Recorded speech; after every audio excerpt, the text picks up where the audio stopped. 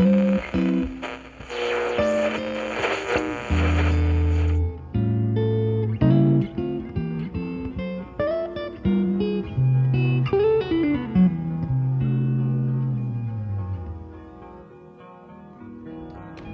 this?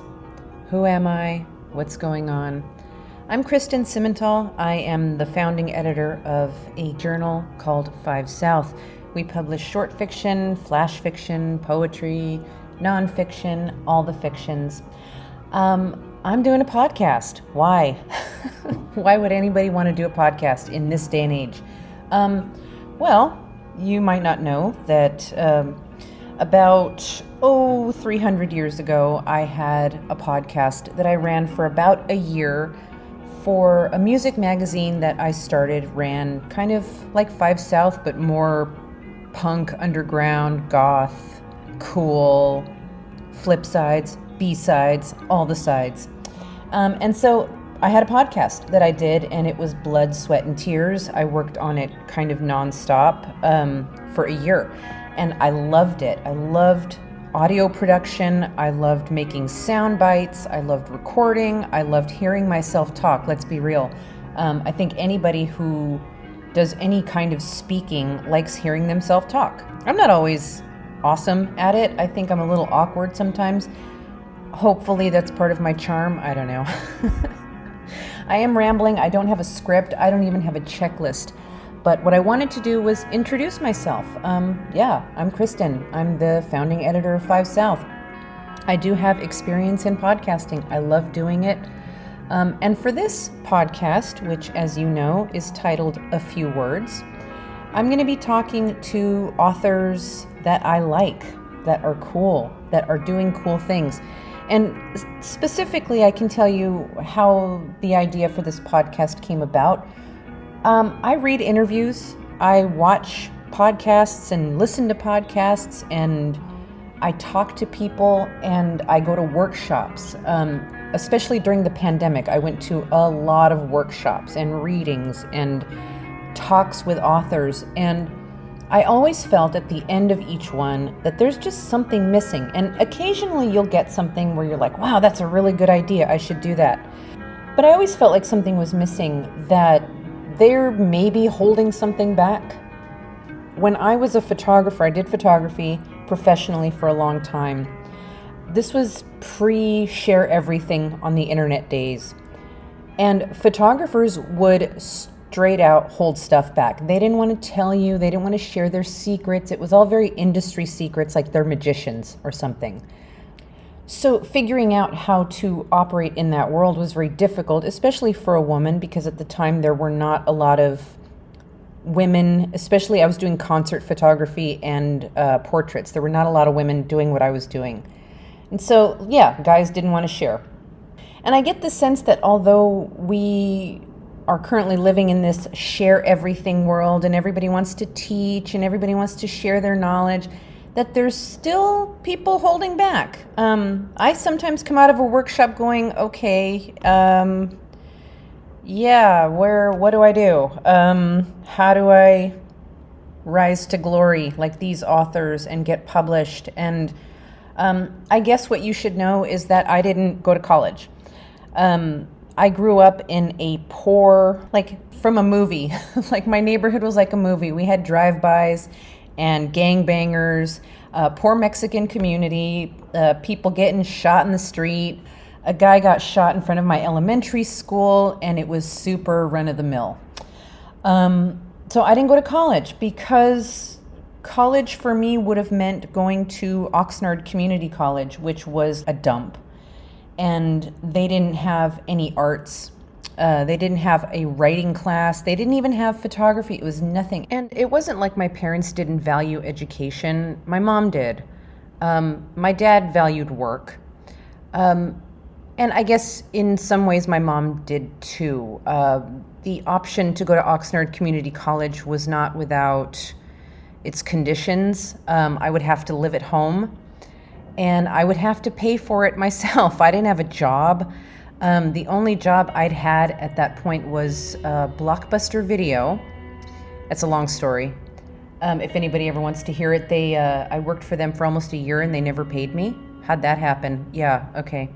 And I had worked for Ralph's as a bagger, bagging groceries. So I didn't have a lot of world experience. I didn't know how to get a job. I didn't have a job, so I couldn't pay for college either.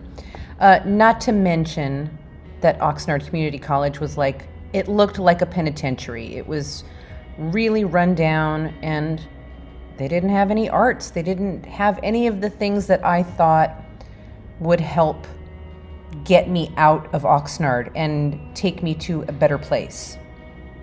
I didn't know any better. I was, 17. I was like, hell no, I'm getting out of here. And so I went to LA and I worked, and I've been working ever since. I'm self-taught everything that I know, and I have figured out my way into the literary community by super sleuthing and reading and talking to people and some luck, and the generosity of people in the writing community.